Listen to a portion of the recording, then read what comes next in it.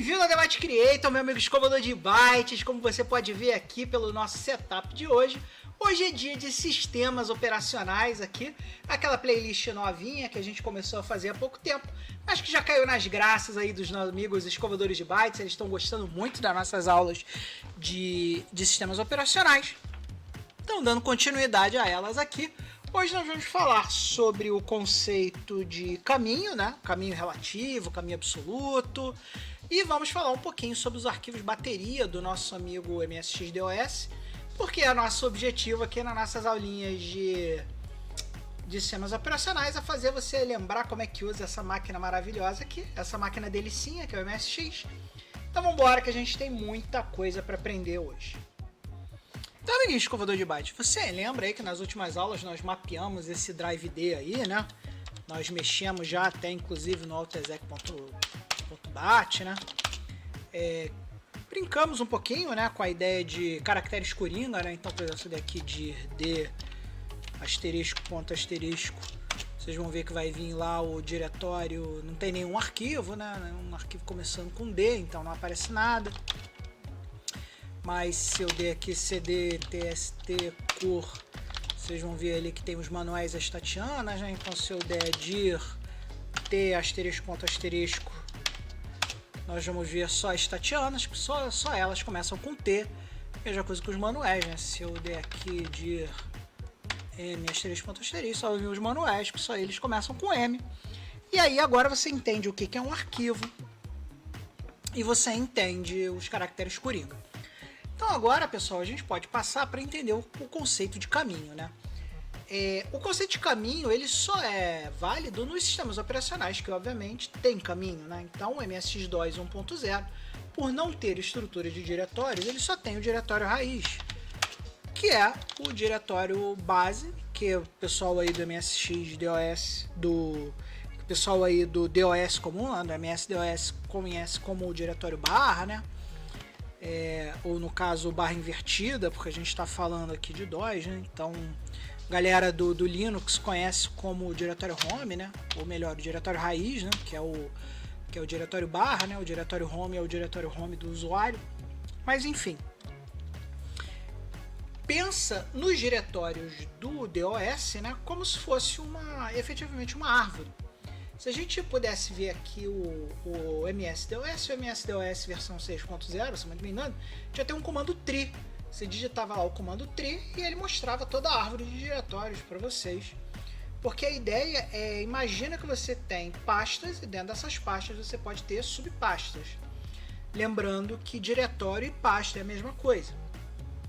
E lembrando que uma peculiaridade do MSX-DOS, como ele foi escrito no Japão, a gente não usa barra aqui, a gente usa esse caractere aqui, que é o caractere, se não me engano, do IEN. E esse é o caractere que você usa para separar os diretórios. Então uma coisa muito comum é o cara tentar, quando ele está falando assim de MSX-DOS e Nextor, né, usando um micro japonês, ele tenta fazer isso aqui, cd barra jogos, por exemplo. Quer ver? Ó, deixa eu ir lá para você. Se eu for aqui para o meu diretório C, que é o disquete, vamos para o A. Não tinha nenhum disquete colocado, então vamos para o A. Vou dar um mode 80 aqui para ficar mais fácil. Então se eu der aqui um dir barra W, vocês vão ver que nós temos várias pastas aí, né? Nós temos ali a pasta, deixa eu procurar uma pasta aqui. Temos aí a pasta Basic, pasta Telnet, temos aí a pasta Prog. Então, uma coisa muito comum, né? Por exemplo, se eu der aqui dir prog barra qualquer coisa, né? Asterisco contra asterisco, ele vai dar a operação inválida. Mas se eu fizer isso aqui, ó, asterisco ponto asterisco, vai funcionar. Por quê? Porque o caractere barra eles usam aqui para passar parâmetros, né? A barra invertida seria usada para ser o nosso queridíssimo divisor no MS-DOS, mas como é um micro japonês, usa esse caractere aqui, que é o caractere que nós usamos, tá? Isso é muito importante. E aí vocês podem ver que a gente está aqui na nossa raiz e dentro da nossa raiz tem o diretório prog. Então se eu der aqui cd, e cd é o comando do Basic para trocar o diretório, eu estou falando troque para o diretório prog, por exemplo. E aí vocês vão ver que aqui, ó, nesse A, dois pontos, barra, ou nesse caso IN, né, porque é o MSXDOS, prog, nós estamos colocando ali, nós estamos agora, nós saímos do diretório raiz, né?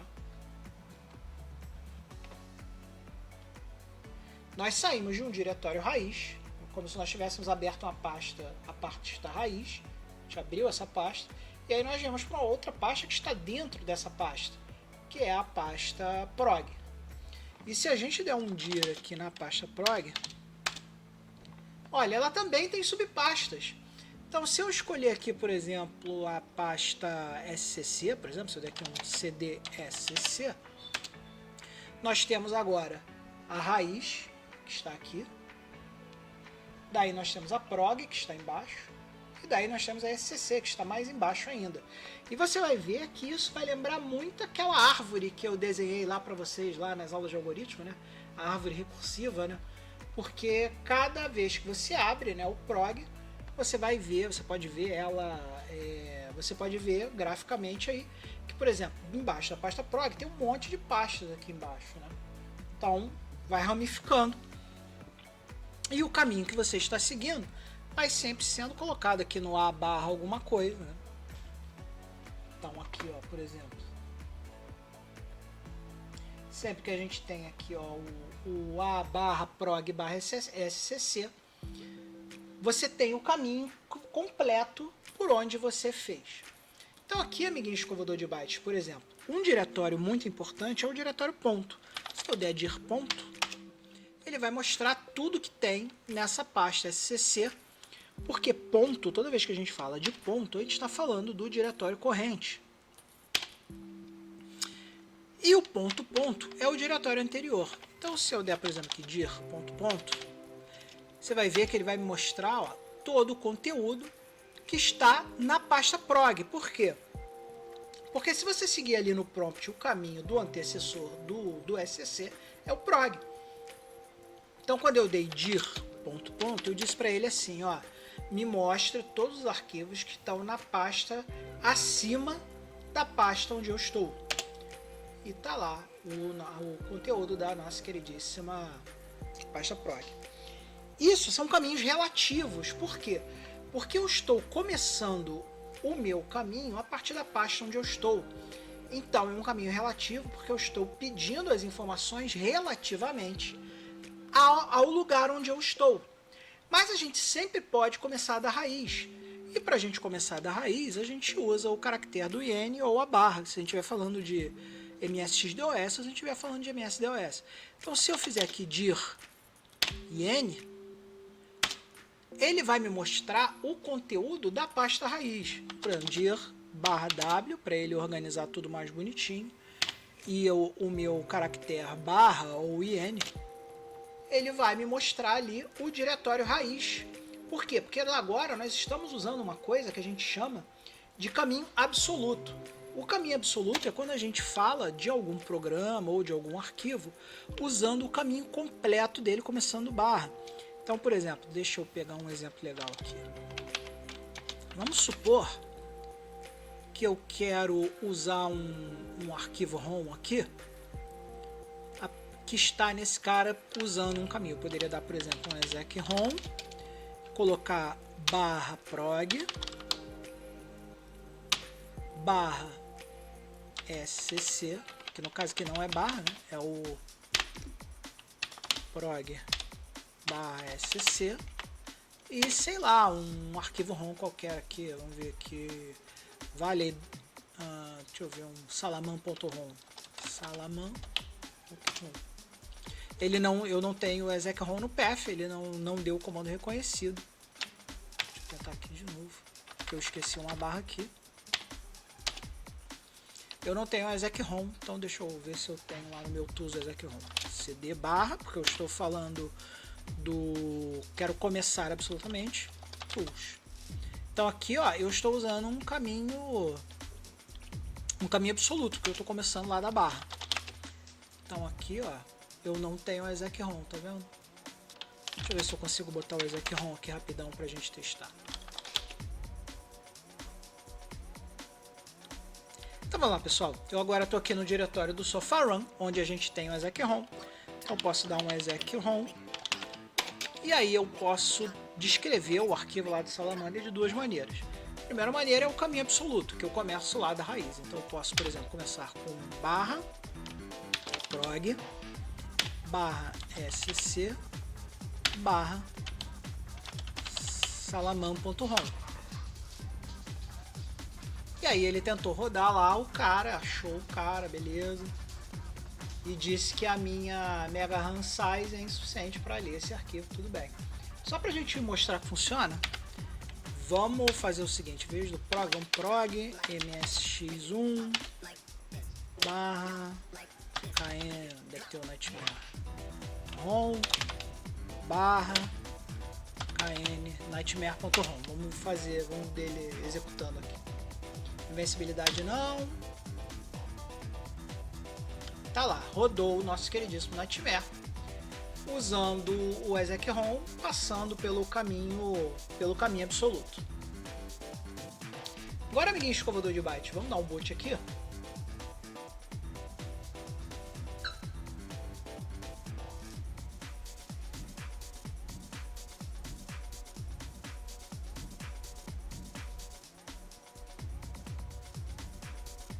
E vamos agora fazer a mesma coisa,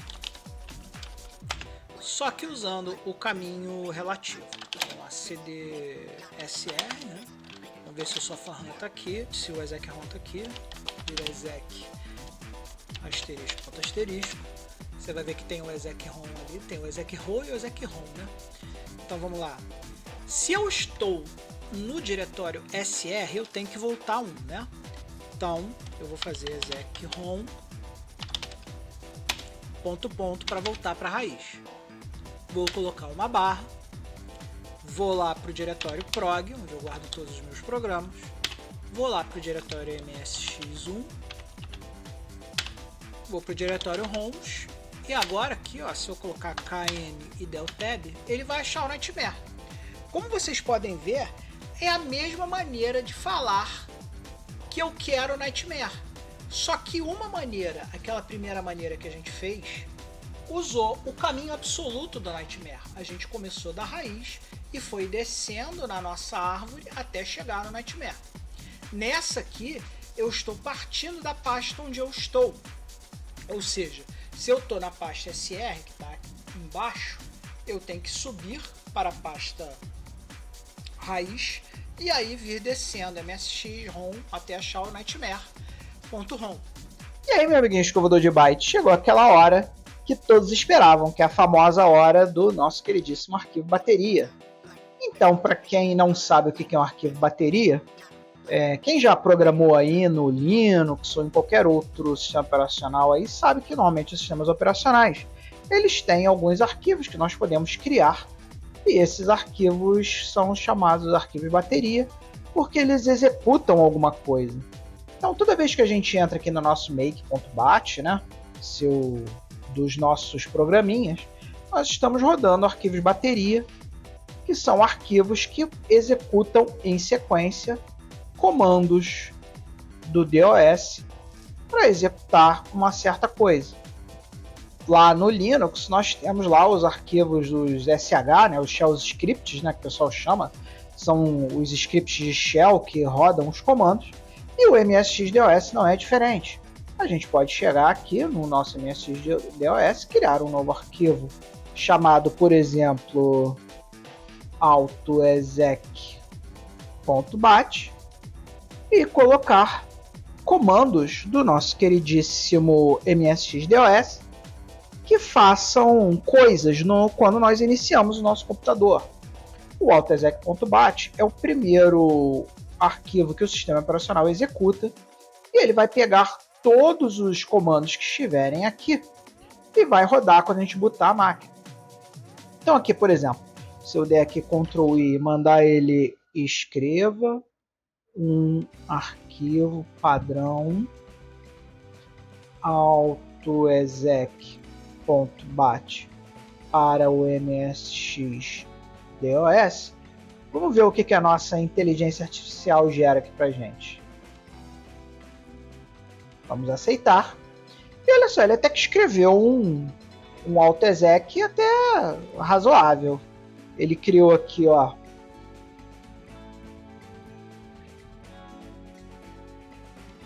ele deu o echo off para não ecoar na tela as mensagens de saída, o CLS para limpar a tela. Ele falou iniciando MSX-DOS, colocou o nosso drive A e o nosso drive B no path. A gente não tem drive B nesse simulador aqui, então nem precisaria. Mexemos no nosso prompt para ele colocar lá o caminho e deu um eco pronto. Então vamos salvar esse cara. Como esse cara está salvo aqui dentro do disquete, ele já deve estar aqui no disquete. Então vamos dar um dir aqui.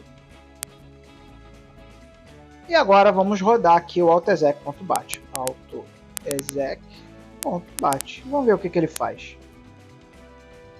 Olha lá, ele deu alguns comandos não reconhecidos, muito provavelmente porque esse comando prompt aqui não existe no nosso MSX-DOS, até porque a gente está só com o comando com MSX-DOS, nós não estamos com o DOS Tools aqui.